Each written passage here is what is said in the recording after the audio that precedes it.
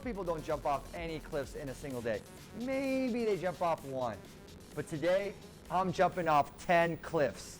If you're gonna do this kind of thing, it's a good idea to have someone with you who knows what they're doing. That's why I brought along my friend and professional cliff diver, Blake Aldridge.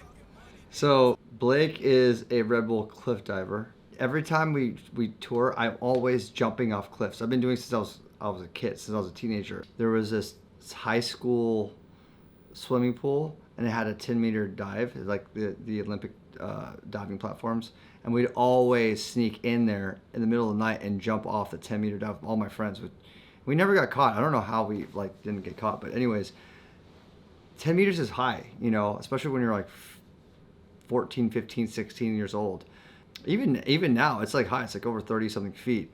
But I was always obsessed with jumping off high things in the water. And I remember before Blake came on, I was always thinking to myself, I try to do this with everything that I do, any passion points I have. Cliff jumping, free diving, music production, learning a new skill, education, whatever it might be. I always want to be around experts in that field to help, just so I can learn and I can be better. So, and also be safer. So bringing Blake on was actually crucial. And I did post up the Corsica one, but this is cool. Now I get to see the Ibiza one. Let's check it out.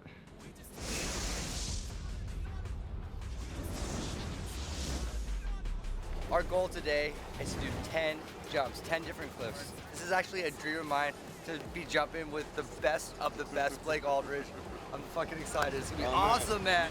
I remember this one. Here we are. This Cliff is number cliff one. number one. My first attempt at doing a backflip at this height.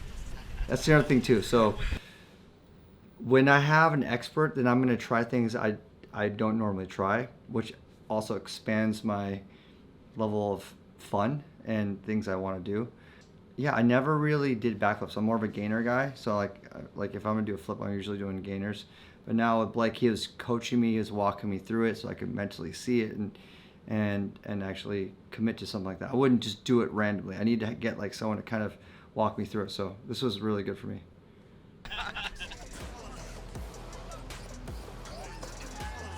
Not bad. I went a little over rotation, but it was not too high where I would really hurt myself.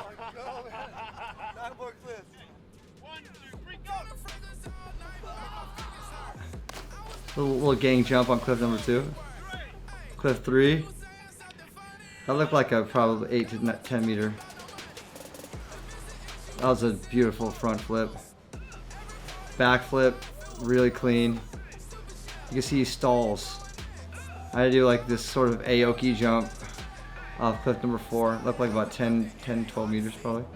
Cliff 5, we're doing three people off that one. He pushes me to the absolute limit, and I was like, nah. He's like, oh, that's a high. That's got to be like 14, 15 meters possible. Go hard or go home. Yeah, 'cause if you don't break the water, the water breaks you. You don't break the water breaks. Oh yeah, so we brought these. So that's interesting. So what we're doing here is a tape measure. That's one thing I haven't done since I was diving with him, is bringing a tape measure. So mental note, bring a tape measure, because I still do cliff jumps.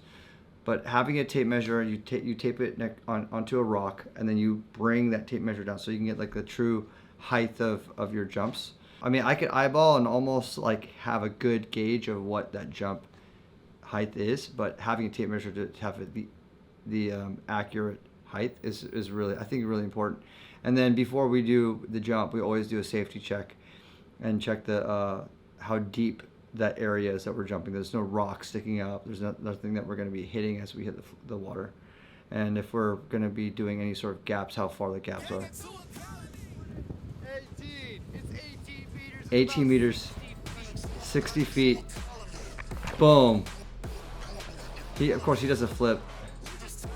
Front, 1.5. Oh, nope, double. I'm doing my just jump in the air, of course. When it's that high, I'm just like, land on my feet, don't slap anything. That was really, really high. I need to keep tight. This is what Blake kept telling me, is keep tight. You gotta keep tight. If you don't break the water, The water breaks you. it broke me a little bit, man. Put my chin out. I wanted to Yeah, see yeah. what was going When you get the on. chin, uppercut Uppercut. right into the chin. I kept my mouth pretty tight, so it didn't. Yeah, when it's that high, when it's 18 meters, 60 feet, you gotta keep it tight. 2 more chances. 2 more chances to kill yourself. Oh my God, this was super high. I think this is over 20 meters. Cliff 9, that wasn't that bad. Cliff 9 was like, what, 8 meters. I think we needed like the Cliff 9 to be kind of like a mellow one before we hit the big boss. 18.5 meters. So this is the biggest one, 18.5 meters. Here we go, last cliff, 18.5 meters. This is over 60 feet. Just doing the cartwheels, and got the elbows down. So, and you can see my head is tilted back, so I don't like buckle my chin on the water. Final jump of the day, jump number 10. Okay, here we go. And Ibiza's got so many cliffs too, so many cliffs. Of course, Blake does a really graceful, beautiful jump, and he keeps his hands up, which is pretty smart move on that. We did it. We did 10 different cliffs, 10 different jumps, all in Ibiza. Backflip from 7 meters. A jump from Backflip 18 from and a half, backflip from 7 jump. meters. Not bad. Absolutely killed it. We're tired, but wow, we'll remember this forever. That's the best coach in the world. You did 100%, man. Let's go.